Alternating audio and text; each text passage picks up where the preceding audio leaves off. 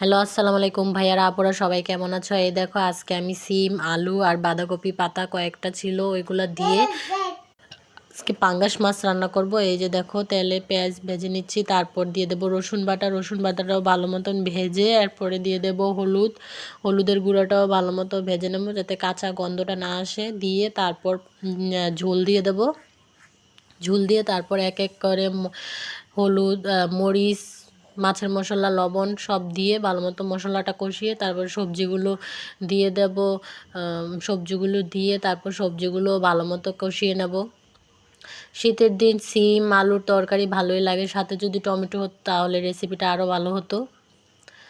ঢাকনা দিয়ে দিয়ে আমি অনেকক্ষণ সিম আলু কষিয়ে নিলাম। আমি চাইছিলাম সিমগুলো যাতে সবুজ সবুজ থাকে, তাও হলো না, চেষ্টা করছিলাম। এই যে প্রতিদিন যা রান্না করি তোমাদের সাথে শেয়ার করি, ভাবলাম তোমরা একটু দেখলে দেখবা। এই দেখো পানি উতলে গেছে, মাছ দিয়ে দিয়েছি। এক পিস মাছ ছিল আর বাকি সবগুলাই তেলের পিস ছিল, তেলের পেটি।